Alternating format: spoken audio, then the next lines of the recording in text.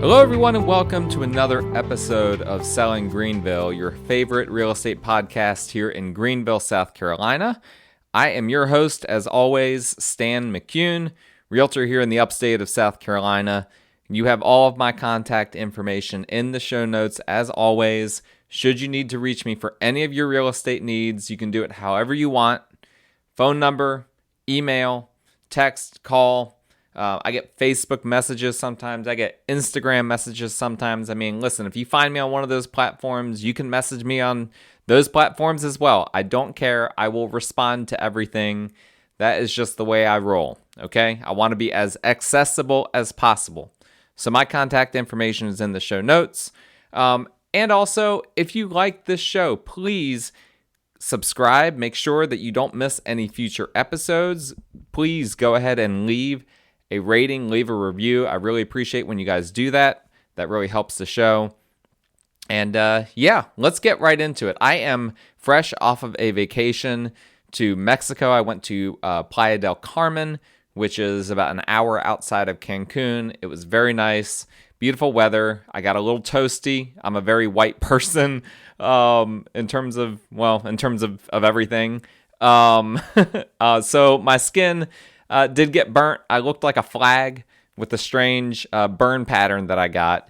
But nonetheless, Mexico, my first time there. I've done a decent bit of travel in my lifetime, but it was my first time down there. I took my entire family with me, including a 6-year-old and a 10-year-old. We all had a blast. I highly recommend it. And here I am. I'm back in the saddle this week. I hope you guys enjoyed the last few weeks of episodes. I actually recorded all of those prior to my trip in order to make sure that you guys did not have an interruption of podcast episodes. But now here I am. I'm actually recording this on Wednesday, which is a late day for me to record this. I'm going to record it and then immediately upload it, and then hopefully you guys can listen to it. But I want to tell you guys a story of a listing that I just had close. It closed while I was in Mexico, which was never supposed to happen. But nonetheless, it just closed. And this is an example of a listing where everything went wrong. And I feel like I need to put this out there for posterity.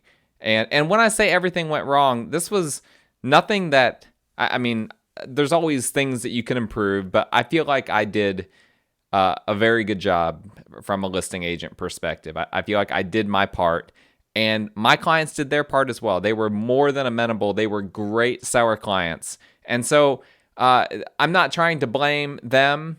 The buyer's agent could have done some things better, in my opinion, but she was also very amenable as well. This is an example in which there was a lot of things that went wrong that were just outside of our control. And I just need to put this out on the air. This is going to be something that I'll probably listen back to at some point just to remind myself of the crazy roller coaster that we went through. But here's a way for you to see what can happen, all of the things that can go wrong in a real estate transaction. This is why realtors, why we get paid the big bucks, right? We've got to make sure these things get to closing, and sometimes that's harder than others.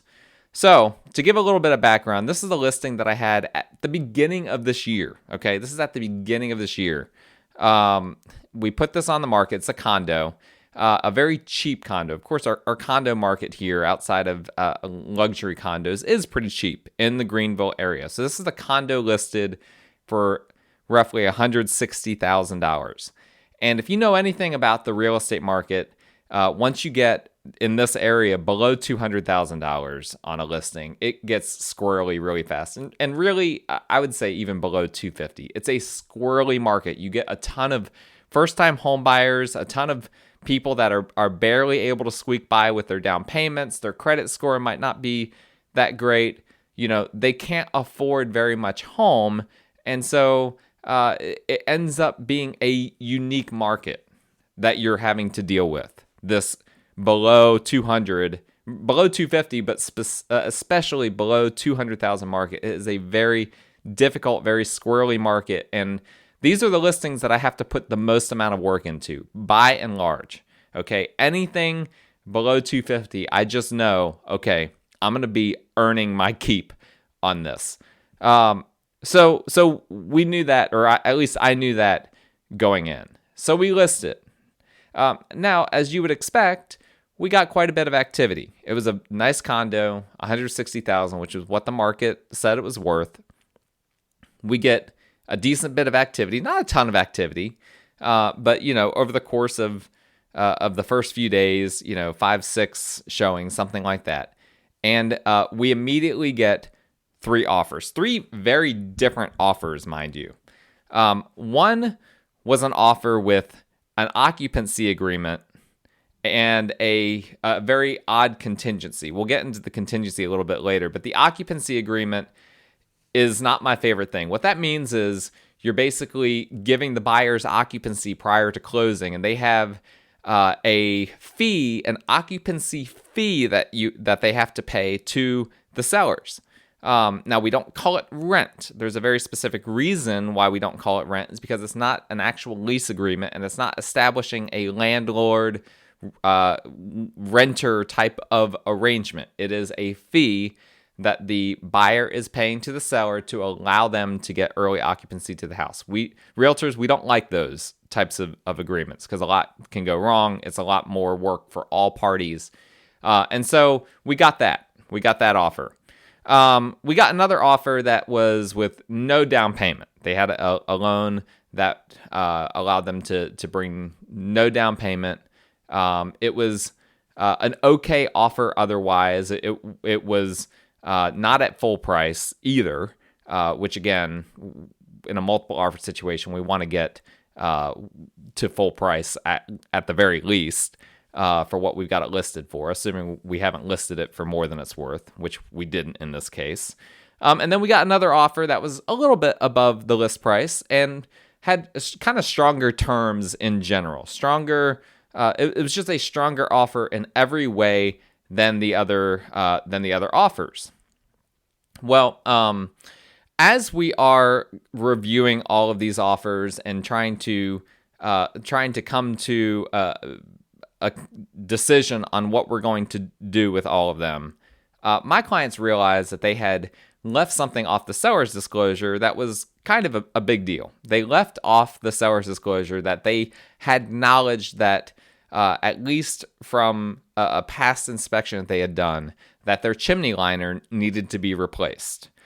And they had not put that on the seller's disclosure, even though they had kind of discussed that with me at one point. Now, reminder, in South Carolina, I'm not allowed to give advice on the seller's disclosure. That is a hard and fast rule. I can't put a pen to it. I can't make advice. I can't tell people how to answer questions. That is a major, major no-no that the South Carolina Association of Realtors, the Greater Greenville Association of Realtors, my brokerage, every brokerage says, this is the rule. Okay, that is for the sellers to completely fill out on their own. And if they leave something out, that's on them. And obviously, I will review things on the seller's disclosure, and I might say, hey, did you mean to say this or did you mean to say that? But I usually try to give all of my advice up front prior to them filling it out. Well, this was an example where they had told me that the fireplace was going to convey as is, and so I actually put that in the listing. There's a section that we call member remarks. These are realtor only. This is a realtor-only section of the listing, but realtors always need to review that section to see what it says because there is some very important information in there. And so one of those very important details that I put in there was that the fireplace conveyed as is. So in my opinion, the fact that they had initially missed on the seller's disclosure about the chimney liner wasn't that big of a deal because I had already disclosed that the fireplace was conveying as is to begin with. Nevertheless, when they brought it to my attention, it was like, yes, let's go ahead and add that, and we'll send that back out to all of the other potential buyers just for them to review and to look at.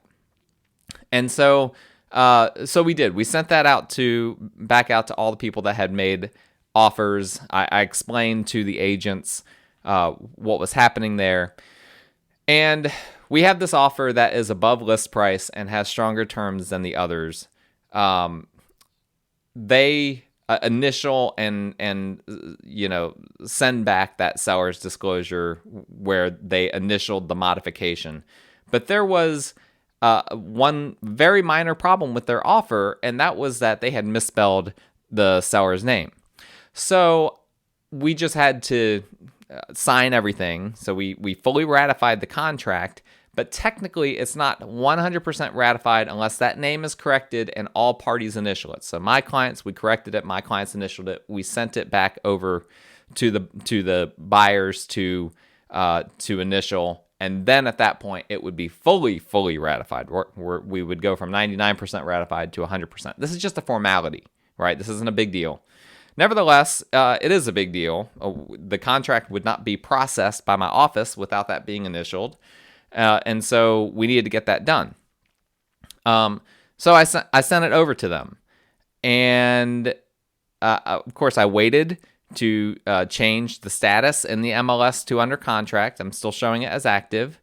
And now we wait. Oh, and by the way, I had to, obviously at this time, I'm required legally to send a form that rejects the other offers. I had to send a form that says that I have presented all the offers and that the two that we didn't like as much, the one with no down payment and not as good of an offer, the one that had the occupancy agreement, we had to reject those. All right. So we rejected those, and now we're waiting to just get this one final initial from the potential buyers of the house. And so we wait, and we wait, and we wait some more. And the buyer's agent goes dark on me. I'm trying to reach the buyer's agent. I'm not hearing anything. It's starting to seem like something is up. This is a really bad sign when an agent that was responsive just completely goes dark.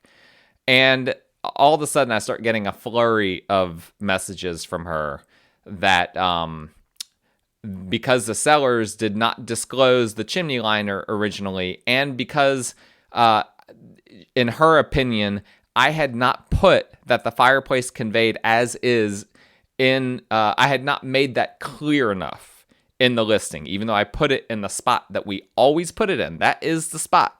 That is the place in the MLS where you put that information. She said that I didn't make that clear enough from the get-go. And on the basis of all of that, her clients, they have had to deal with fireplace replacements in the past, and chimney liner replacements, and it's tons and tons of money.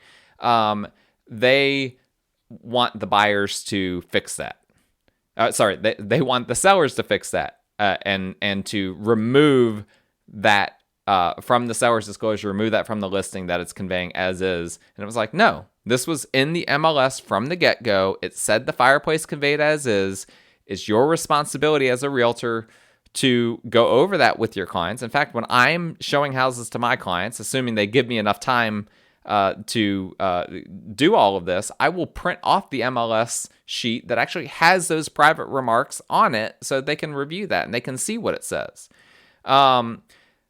Regardless, this all fell apart right from the get-go because this agent failed to do her job of seeing that the fireplace conveyed as is. The sellers were not interested in that. We had other offers, so it was just like, okay, well, it's falling apart from the get-go. Here we go. This is where it gets squirrely at this price point. So at this point now, the home has been on the market for multiple days. And so, and again, remember, I didn't switch the status to under contract. It's still showing as active. And so we've now gotten a sense of what the first wave of showings looks like, what the first wave of offers looks like. And there's not a whole lot of activity upcoming. There's really like no activity upcoming. There's people making showings and canceling showings. And you know how it is. At this price point, there's just a lot of different things that you just have to be prepared for, and it's like I said, a lot more work than selling a more expensive home in a lot of ways. And so now we're like, okay, there's not a whole lot of other activity, but we do have these other two people that we rejected offers for. Let's go back to them. So I go back to them. I discuss to the other agents what happened. The agent representing the buyer with no down payment, that buyer just said, forget it. we're not interested. And that was honestly going to be the one that we were probably going to be the most interested in. They were just like, no, we're not messing around with this now. So it was like, okay, that left us back with one offer now. This is the offer with the occupancy agreement. Now, whenever I've had multiple offers over the years on my listings with buyers that have occupancy requests. They want to gain occupancy for the home prior to closing. And I explained this a little bit just a few minutes ago. But there's obviously a major risk to doing this. Obviously, there's the risk. In the worst case scenario, you have a situation where the buyer is not able to get to closing. And now they already have possession of the house. Now you have to get them out of the house. And what if they don't leave the house? Then you could possibly have to evict them. That is the nuclear scenario, right? Where you have a situation where you're now having to evict. And of course, this isn't exactly the best time to evict either. There's been all sorts of COVID loopholes and whatnot with evictions that people have been able to use. And so the long story short, we hashed through all of that. And I had a lengthy conversation with my clients about what this would look like if we accepted it. At the end of the day, they were like, you know what? We don't really have a whole lot of other activity. We got that first wave through, and now we're not seeing anyone else booking any showings. We should probably take the bird in hand at this time. And there was one advantage to the occupancy agreement for them. And sometimes it can be a win-win. And in this case, it looked like it could have been one of those instances of being a win-win, which was that my clients had already bought the home that they were moving into.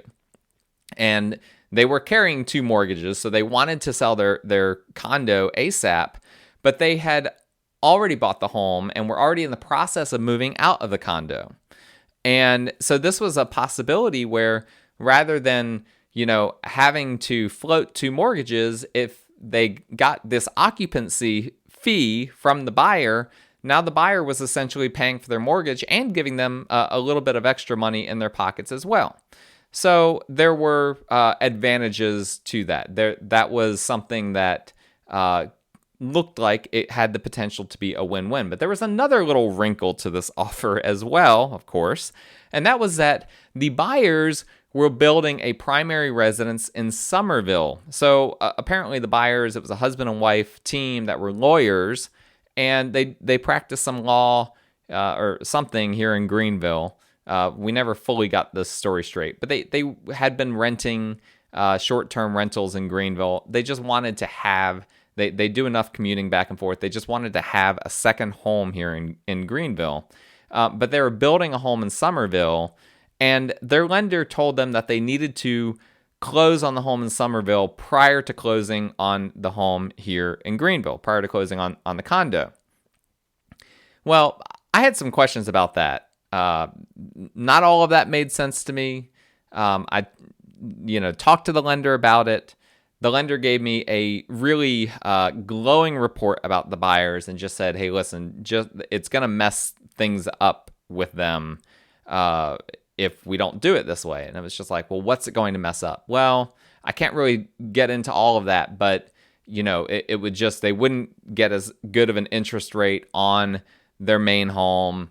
And that's obviously a much more expensive home than this $160,000 condo, blah, blah, blah. It made it made just enough sense, that it wasn't a major red flag, but it was definitely a yellow flag. It was like, okay. And of course I just relayed that information to my clients.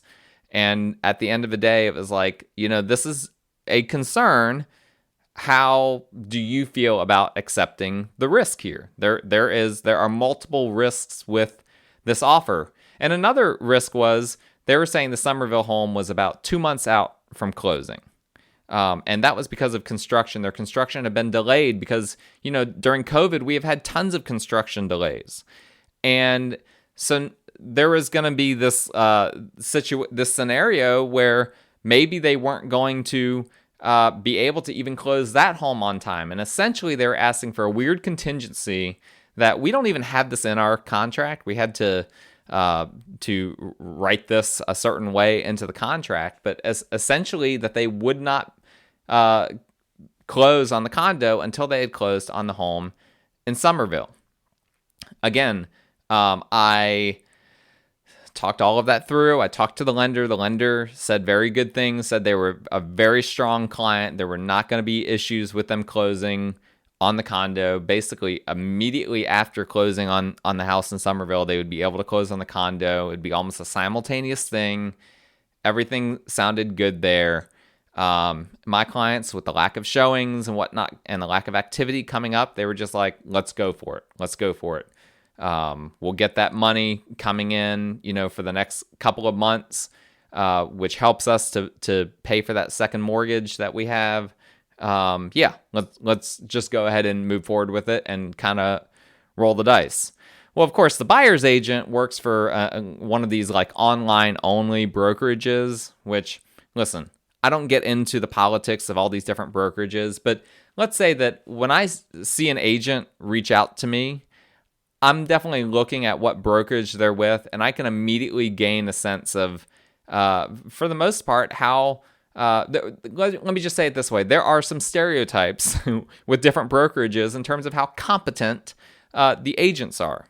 And this is an online-only brokerage that does not have a very good track record for training their agents. And the buyer's agent had no idea. She was in way over her head in terms of the occupancy agreement. She didn't even realize there was an actual form that addressed this in the South Carolina Association of Realtors forms. She thought she just had to write it into the contract, which that's not how it works. I had to help her with structuring this weird contingency in terms of them buying the home in Somerville before buying the home, the condo here in Greenville. I'm having to do kind of double work, which, again, this is not unusual for homes in this price point. A lot of the agents working in this space are newer agents as well. That is a very common aspect to it. That's something that, again, I signed up for. I signed up for when I took the listing. Not trying to complain about that, just trying to state the facts here. This is all part of the story. All right. So, shortly after going under contract, the buyers were granted occupancy. We had a little bit of a delay from the time we went under contract until, the sellers had to completely get their stuff out and everything. Plus, part of the agreement is that all the inspections have to be completed ahead of time by the buyer prior to gaining occupancy, because once they go into that house, they have to accept the house in as-is condition. So all inspections, repairs, etc. have to be done prior to them moving in, because once they move in, if they damage anything or if anything goes wrong once they moved in, that's on them. They are essentially acting as a homeowner at that point. They are not renting. It's not the landlord's responsibility. There is no landlord. They are in the house as buyers prior to buying. That's how legally, at least the way I understand it, how it works.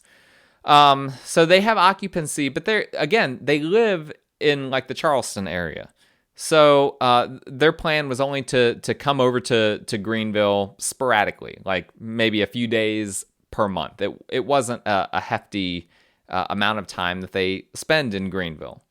But prior to us giving them full occupancy and prior to them actually coming into the condo, things start getting shipped over there. Large boxes, furniture pieces, all kinds of things. And remember, this is a condo, and it's like catty corner to the next door unit. It's a very interesting situation where two units kind of come together at a right angle. And, if both units open their doors at the same time, they'd hit each other. Well, you have all these boxes showing up on the front porch, blocking both units, essentially, and also just being out there for anyone to take. Massive boxes. And so my clients, as they're still trying to move out, They're like, what's the deal with this? We have all these boxes. We're having to move these in ourselves. And this keeps going for like a week. For like a week, we're like having massive boxes coming over here, and apparently they were ordered on Amazon, and there was supposed to be a delay on them until after the buyer was there and had been at the property, but that's not at all what happened. We had more and more boxes coming, and there was like a week of drama right off the bat, and this is when I knew this was not going to be good. This was not going to be a good transaction. Now, I had mentioned that all the inspections and repairs and everything had to be done in advance of the buyers having that occupancy agreement go into effect.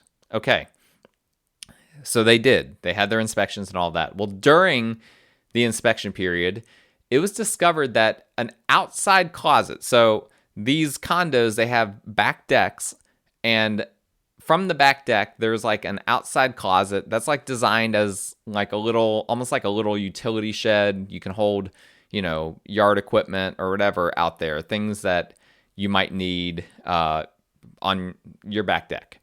So the inspector had gone in there and had discovered that there was substantial water damage. And it was never noticed by me or the sellers because they had all their yard equipment in there, and it wasn't until they had like removed all that stuff out that it became very apparent that there was some sort of a leak with the roof or the siding or something that had caused pretty substantial water damage in there. And so now we're in a situation here where obviously that's something that needs to be repaired. It was a structural type of thing and a moisture damage type of thing. That's covered in the repair procedure. If you've listened to my past episode, which I highly recommend, on the weird aspects of the Greenville contract, we talk ad nauseum about the repair procedure because it's a quirky part of the contract that we use here in Greenville. But something like this is definitely a covered item, definitely a seller paid repair, as it states in the contract language. But remember, this is a condo. And as with most condos, the HOA was responsible for exterior maintenance. Well, what happens when lack of exterior maintenance causes interior damages? Whose responsibility is that? Technically, it's the homeowner's responsibility to cover everything from the walls inside of the condo. But this is a weird situation where the HOA kind of bore some responsibility as well. They have deferred maintenance, things that they did poorly with the roof and the siding that caused the damages here. But at the same time, the buyers did not inform them in a timely manner of it. So a lot of different things going on here. But the bottom line is, even if the sellers paid someone to do the interior repairs, we're getting tons of rain at this time. We don't want to do the interior repairs prior to the HOA, at the very least doing the exterior repairs, okay?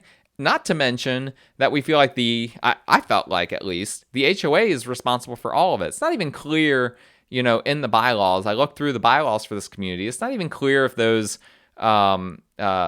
exterior closets, if the interior of them is even considered part of the homeowner's responsibility to begin with. The whole thing was very unusual. Nonetheless, we went ahead and had our contractors go out there and get quotes, which were for several $1,000s. I arranged for a few different contractors to look at it. They said it would be several $1,000s to do the repairs. The HOA, in pretty timely manner, sends their own contractor out there. He also says this is going to be like a full rebuild of these closets. And by the way, that closet was connected to the neighbor's closet. Again, just the way they constructed these condos. And so, long story short, it's looking like it's going to be expensive. But the HOA hasn't committed to anything. And after that contractor goes out there, we don't hear a whole lot from the HOA for a while. So in the meantime, we went ahead and did the other repairs. Okay, we're kind of waiting to figure out this thing with the HOA, but there are a few other little repairs that need to be done.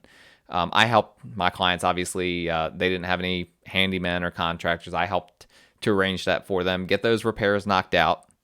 And now we have the back and forth with the HOA trying to decide what they're going to do. We go ahead and give the buyers occupancy because we're at that point now. But we have kind of an exception on there that they're gaining occupancy, accepting the property as is, but at the same time knowing that the closet is to be repaired prior to closing. And I've informed the buyer's agent. She understands what all is going on over there.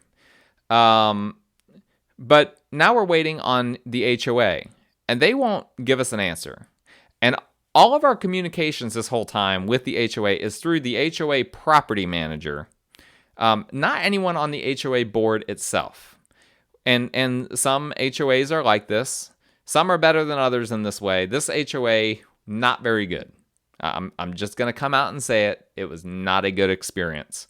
At no point did we ever communicate with someone from the board itself.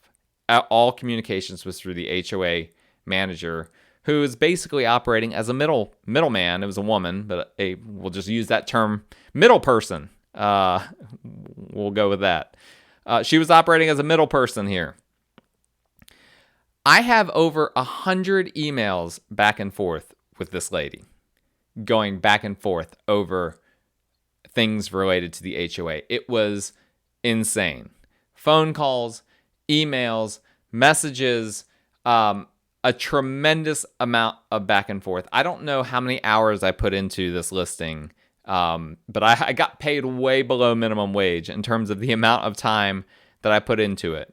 And so here we are. We're actually starting to get close to the closing date, and we're getting updates from the buyer's agent that, hey, the windows have been put in. Hey, the sheetrock has been done, again, with the house in Somerville. Hey, they're doing painting today. So the house in Somerville is looking like it's actually going to close on time, which is a little bit surprising in some ways. We were really concerned about that. But now we have this other big wild card here in Greenville that we never anticipated happening, which is that we're getting close to the closing date, but the HOA, they haven't even met to discuss the closet. And they're telling us, oh, we're going to meet next month. We have a monthly meeting. We're tabling this until next month. It's like, we have a closing date. Your responsibility as an HOA is to serve the people in your community. This is not, and can you not have a Zoom meeting to discuss this? Everyone is having Zoom meetings right now. Like, you have to wait for a month to have an in-person meeting to discuss it, and you've already had the contractor come out and all of that. It was unbelievable. Unbelievable. So, again, all of this is going on in the background. We're getting close to what we believe to be the closing date, close to the closing date in Somerville, and then we have the closing date for this condo here in Greenville for a few days after that, because that was what the lender told us that they would do. Well, at some point in the process of all of this going on, I'm discussing just the status of everything with the buyer's agent, how the house in Somerville is going.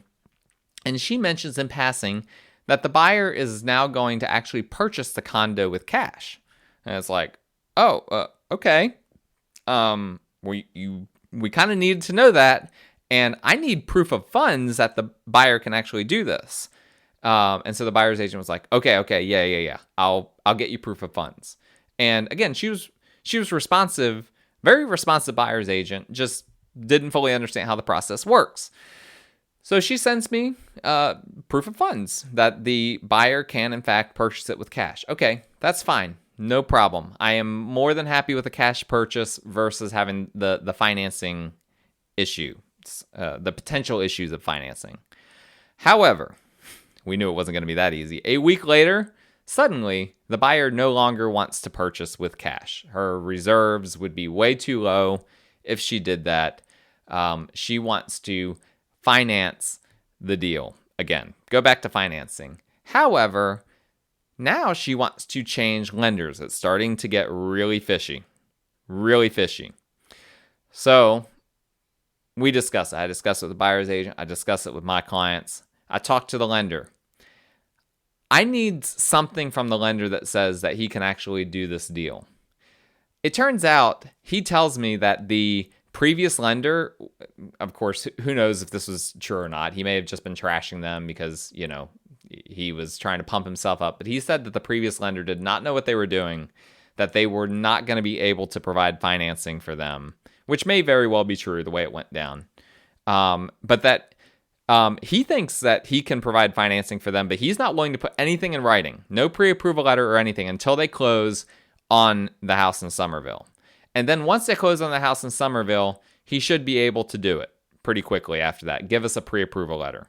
Well, again, remember, we have a few days after the closing is supposed to happen in Somerville until our closing is supposed to happen here in Greenville. So that should give him enough time to get it done, right? Well, the long story short is no. That was not enough time. They closed in Somerville, and now we are a few days prior to closing. We still don't have any commitment from the lender that he can actually finance the deal. So we have to push the closing out. We just do it a few days. We need to actually see that this buyer can actually get pre-approved for financing before we extend this contract by any lengthy period of time. We don't want to extend it by 30 days and then immediately find out, they can't actually get financing. Well, this lender was like, sorry, I'm really busy. We're trying to get it done. I've got underwriting doing this. I've got this happening. And so now we're in this waiting game with both the HOA and now also the lender. So we have to, and by the way, I remember that the buyer has occupancy in the condo at this point. And if this all falls through, now the buyer has 30 days. We have to give them notice, 30 days to vacate. And hopefully that all goes smoothly. Remember, in the nuclear scenario, we could have to evict and all of that. They have 30 days to vacate.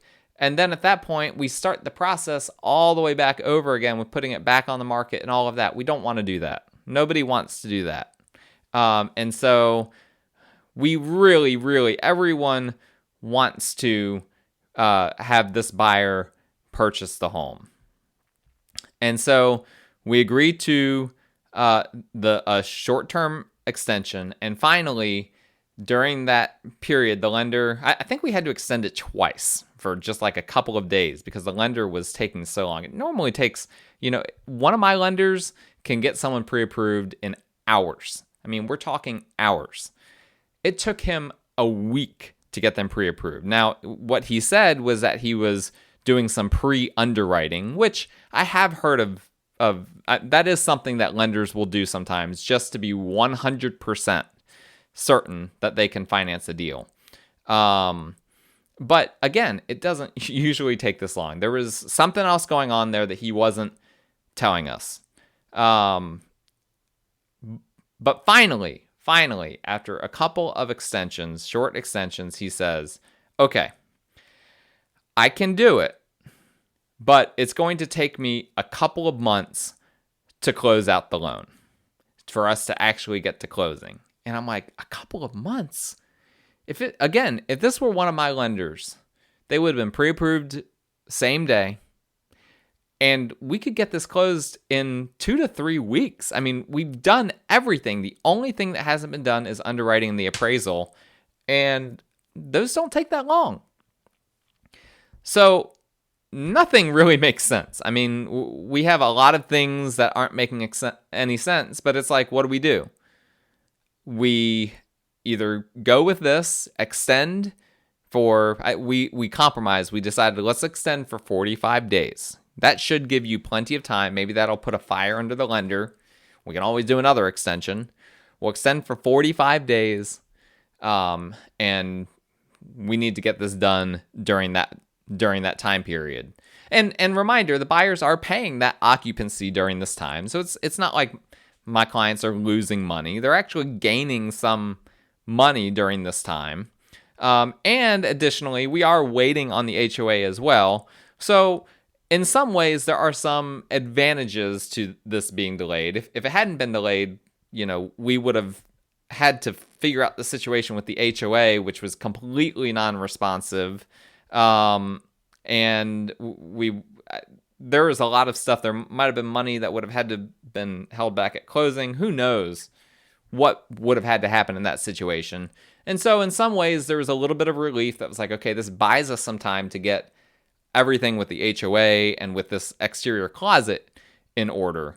And so we take the lesser of two evils, go ahead and extend this out for several more weeks. Well, meanwhile, now we're in a waiting game. Again, hundreds of emails are being sent. I mean, I have sent probably email correspondence probably on the verge of 300 to 400 emails between the HOA, the attorney, and the lender and the buyer's agent. I mean, we have hundreds of emails going on. I'm working on this several hours every week. But now we're in a waiting game. We're trying to get right now, our main focus, me and the sellers, are getting that exterior closet figured out. While we're waiting, and again, the HOA is still rebuffing us, I get a call from the next door neighbor who I don't know. I don't know where she got my information from. She must have looked up who the listing agent was and contacted me. And she said she's angry. She was like, there has been loud music playing in that condo since yesterday, all through the night. I didn't sleep last night. I am ticked off.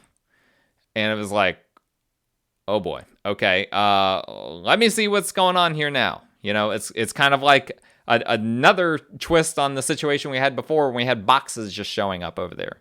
So I call the buyer's agent. She's like, they're not even in town right now. So she has to go over there, and it turns out there was like some kind of like an alarm, a loud music alarm that went off and was just constantly playing. And I don't even know. I don't even want to know like what kind of an alarm just goes on for 24 hours. But in any event, we had to put that fire out. Finally, while all of that is happening, finally the HOA meets. And their decision is that they need more time. I feel like I just recently rewatched The Lord of the Rings. And if you've watched The Lord of the Rings or read the books, it's similar in this regard that you get the situation in the second book where you've got these Ents, which are like these old trees, and they're really slow. And they're trying to decide if they're going to go to war to help the good guys, to help the Fellowship, if we're going to be specific. And they talk for a really, really long time. And then at the end of all of this discussion, it's like, okay, what did you guys decide? And they're like, decide? We didn't decide anything. We just said hello. That was what the HOA was doing. It was like they had just decided to say hello. So they said they still needed more time to make a decision. Well, I guess the only silver lining, if there was a silver lining, is that we had more time. So it's like, okay, at least they've met. That is a very, very small moral victory. They met. We know it's on their radar. We do have more time. And so, again, we're just keeping the back and forth going with them, trying to keep that conversation alive. About a month later, okay, so now we're a few weeks from the new amended closing date. About a month later, I get that dreaded phone call. The buyer has run into additional financing issues. And again, the lender is really mum on what happened. I mean, I thought that he had done pre-underwriting. There should have been no situation where the buyer ran into additional financing issues. So I don't know what all was going on with them. They said, I got some excuse at one point about why they changed from a cash deal to a finance deal, that they had like a $30,000 or $40,000 tax hit that they didn't realize they were going to have. Who knows? I don't know what all was going on. But the lender is mum on what happened. But now the buyer's mother, so originally it was a husband and wife team. Well, now it's just the wife. Now the wife, the woman's mother, now has to come on the loan in order to make this deal work. So this is all going downhill really fast. Now we still have a few weeks to get it closed out, which should be enough time to get it done. But oh no. No. It's not enough time. Not for these people. And, at this point, it's like, oh, we're probably 3 or so weeks away from when we're supposed to close. And again, I have closings that happen all the time in 3 weeks. You go under contract and 3 weeks later you're closed, and that's with financing. So that should be plenty of time for everything to happen. But I've noticed, we've been under contract a while now, and with this new lender, and I haven't seen an appraisal come through. I haven't seen it been ordered or anything, and there's not really any reason to delay it.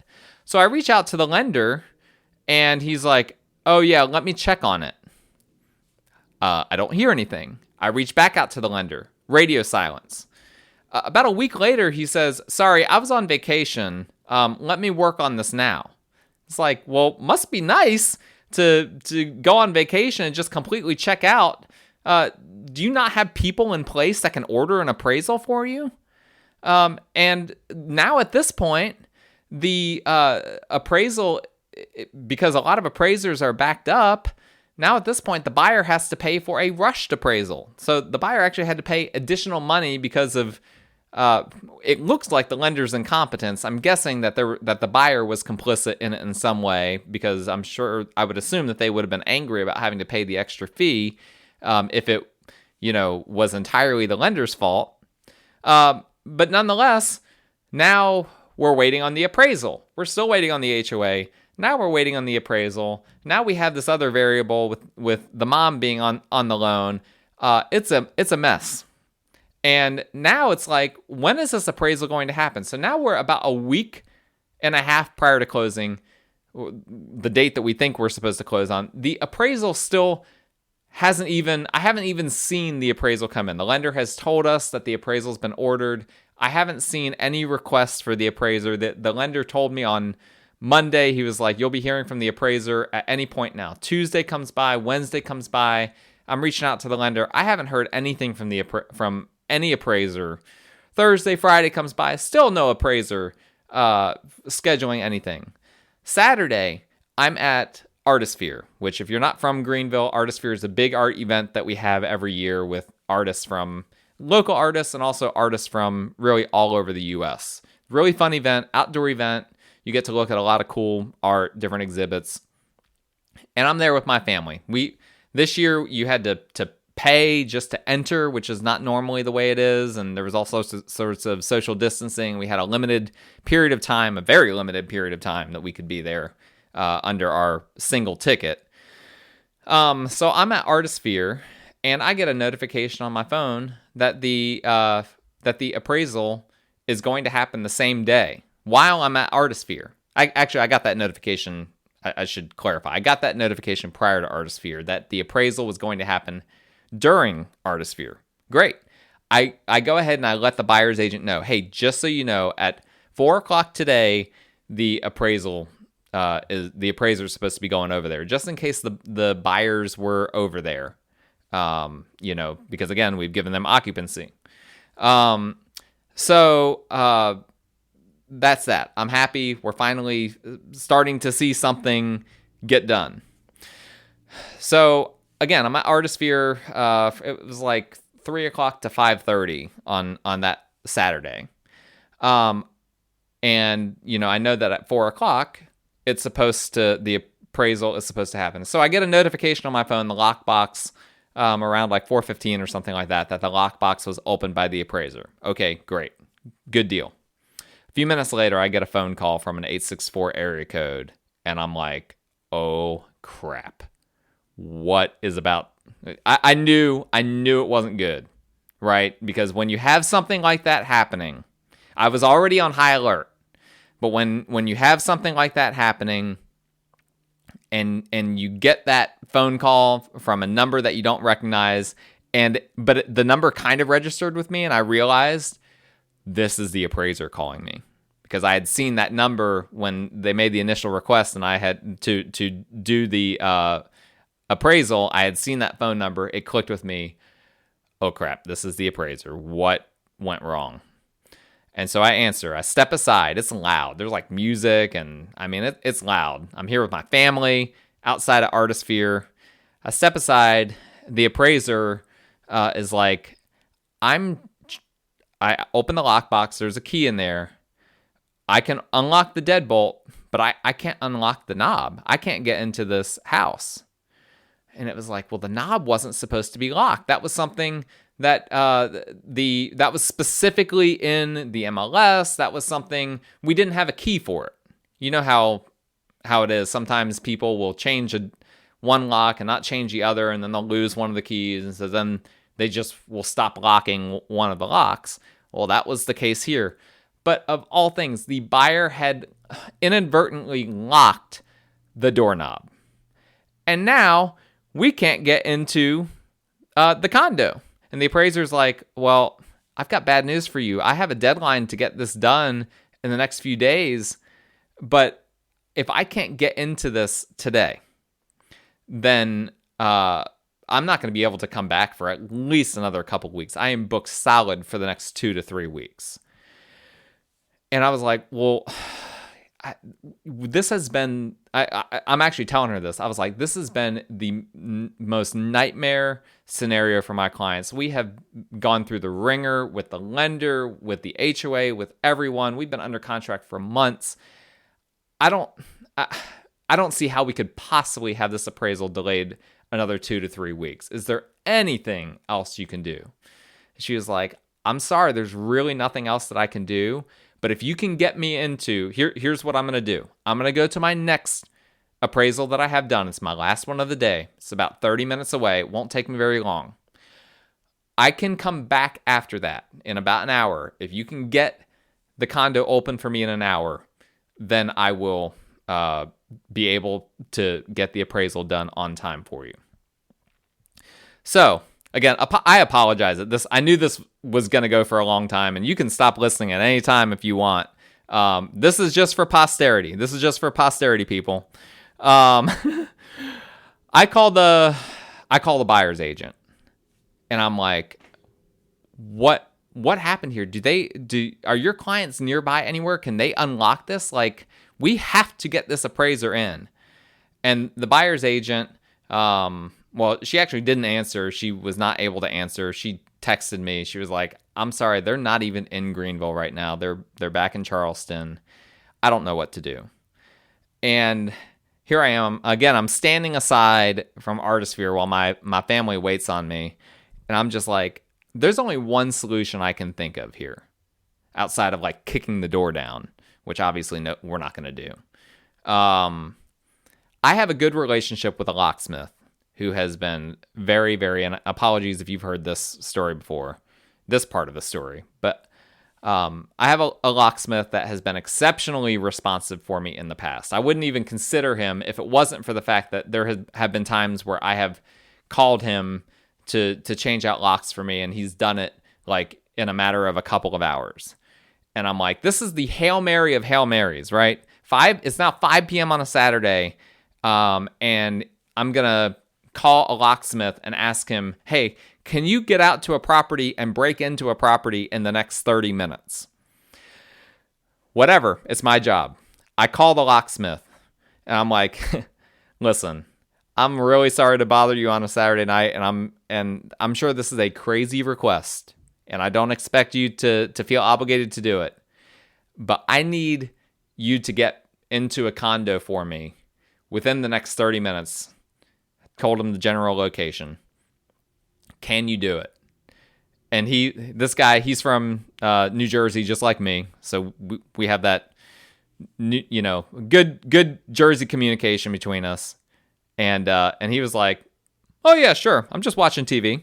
I'll head over there right now. And literally, he was there in 30 minutes and opened the door, and we got the appraiser in. And that is like, The entire time, this is like the first time that there's actually been good news. I was shocked. I could not believe that it worked out. I have never had in my career as a realtor, my previous career in ground transportation, we had crazy things like that. But in my career as a realtor, I have never had a locksmith go ASAP out to a property or anything like that to pull something off like that. It was a win that I was very proud of. And honestly, the appraiser was pretty proud as well. She sent me a text message that she was very impressed that I was able to figure out a solution. And then we get some more good news, right? It's starting to pile up. The HOA had consulted an attorney. So this is like the next day or maybe Monday. We get news that the HOA had consulted, gotten legal consultants, legal guidance, and that their attorney had told them, you need to do the entire repair. And so our waiting paid off. The HOA now agreed to do the entire exterior and interior repair. But, of course, I'm at this next week coming up, okay? I'm at another closing, and I get a call from my seller client. Now, they only call me usually when it's an emergency. And so it was like, oh boy, what happened now? I'm at a closing, so I can't answer. I text them, hey, can I call you back? And they send a frantic text back that the HOA had sent their contractor over to do the repairs. They had started the repairs, and that the buyers had been rude to them, and that the contractors were threatening to leave the work undone. And I was like, what? How could this happen? None of this makes sense. And so, again, I'm at a closing, and I'm not, I can't just step out of the closing. There were some things going on there as well that we were waiting for. And so I text the buyer's agent. She gets in a hold of the buyers. They aren't even in Greenville. And so I relay all of this to my clients. They head over to the condo. They're like 20 minutes away from there. They head over to the condo. It turns out that it was the next door neighbor who, remember, the closets, these exterior closets are attached. And apparently when she saw people back there working on the closet, she assumed that it was someone that would be a threat to her. And I don't know if she called the cops or whatever the case was, but was not pleasant, did not act nicely with them, got them upset. They almost left the job site. Thankfully, my client was able to smooth it over with everyone in the situation where I couldn't be there, and they were able to work it out. And the contractor was able to do what they needed to do without further incident. However, we are still waiting on the actual appraisal to get done. Remember, that was one thing that we were waiting on. Now we're still waiting on the appraisal. When an appraiser, when they go in and they do their walkthrough and take their pictures and measurements and all of that, that's not the end of the situation. They still have to write up their report and run the comps and do all of this stuff. So they do. Finally, after a few days, they send it in, and lender confirms we've gotten the appraisal, but it's on the wrong form. I have no idea. They never gave an explanation for what happened there, but their underwriting rejected it. It was on the wrong form. Additionally, I find out at the same time, by means of an email that the lender sent to the HOA manager, they said, here's what they said in their email to the HOA manager.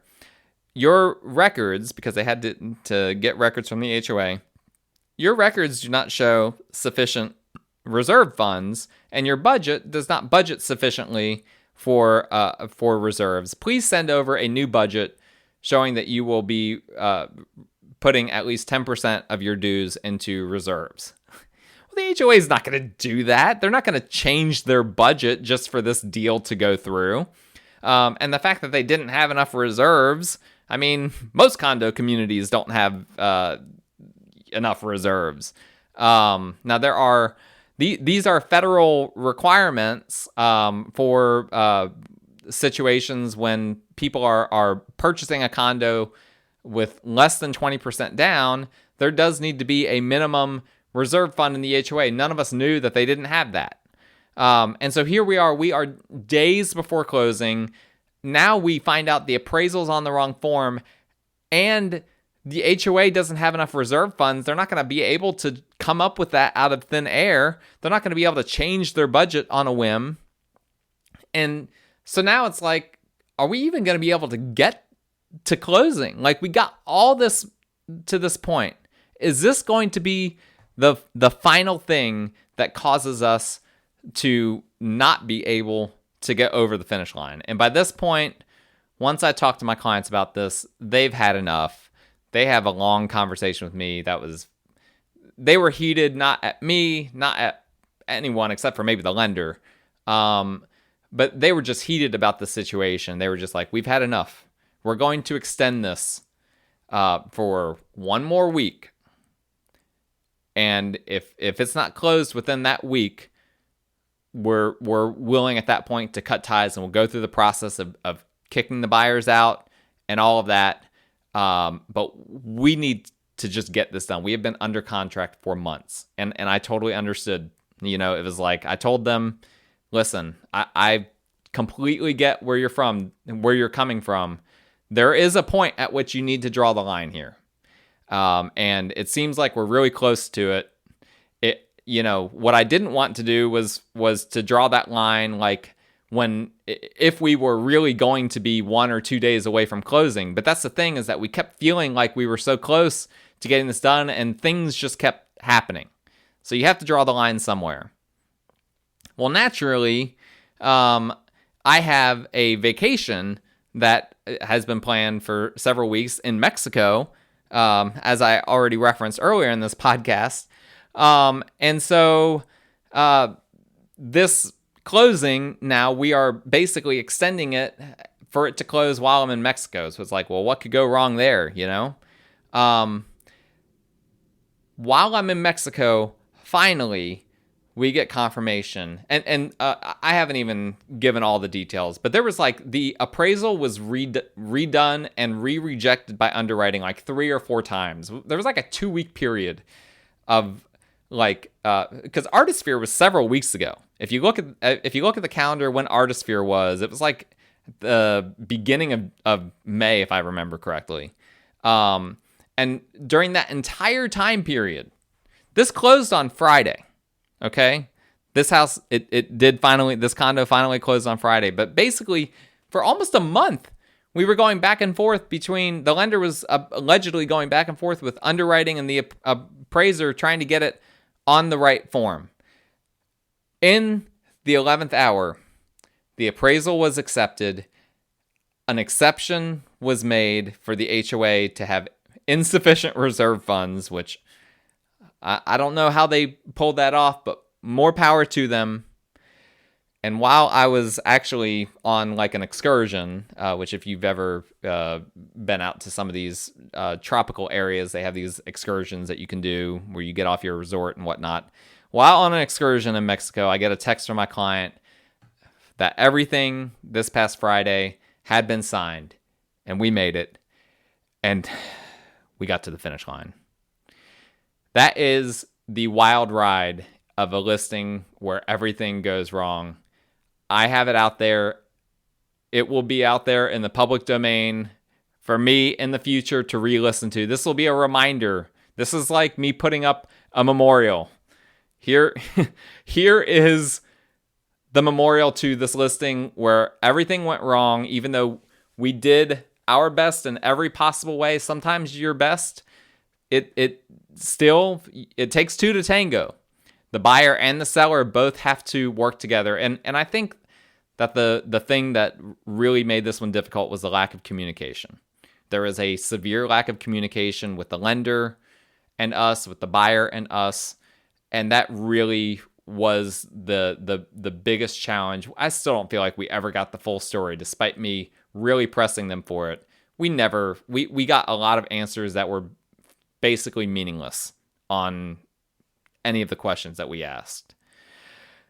So I've tried to reflect on what I've learned from this experience. And again, this podcast has gone on for really long, so I'm not going to drag this out. But real quickly, I feel like we did the best that we could with what we had, but I think the main thing in this situation I would do over, my main takeaway, is that when the buyer switched lenders, I had actually thought about this and had actually strongly encouraged, hey, we need you to use a local lender. If your lender over there in Charleston area didn't work the first go around, how are we going to be guaranteed that this new lender in Charleston will work out?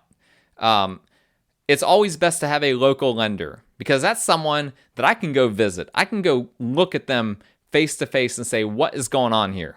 Why are we not going to closing? They are motivated. They know they're going to brush shoulders with me. They know they're going to see me at networking events. There is a pride in getting the deal done and getting it done smoothly and getting it done on time. And there's a motivation because we are local. We're all in it together. And I really encouraged the buyer's agent when they switch lenders, have them switch to someone local. I made recommendations for who they should do. But at the end of the day, you can't really mandate to the buyer who they use as their lender. That's not really how it works. But I think there is kind of a workaround here that in the future, I think that I will utilize if I'm ever in this kind of a situation again, which is that basically not to encourage my clients if there's a situation where a lender is being changed to someone out of town and we need to extend the contract because of that we're not going to extend the contract unless they switch to a local lender that we know. I think if we had done that, I think that the entire process would have been smoother. I wish that the buyer's agent, that was the buyer's agent's responsibility. I wish that she had seen that she had realized that she could have come through in that moment. I understand that her clients had this guy that they wanted to use for whatever reason, but it is what it is. That is my main takeaway. I'm glad it's over. I am glad this one is over. Every year I have something like this where there is, a deal that's out of your control that just takes a lot longer than it should and is a lot more difficult than it should be. This one was the one, and hopefully the only one for this year. If you've listened all this point to the end, thank you. I appreciate you. I hope you enjoyed it. I hope it doesn't discourage you from selling your home. Hopefully it helps you to see that we can work through every possible issue. This one had every possible issue, and we worked through it. Thank you guys for listening. My contact information is in the show notes. Leave the show a rating or a review, hopefully both. And until next time, I hope you guys stay safe.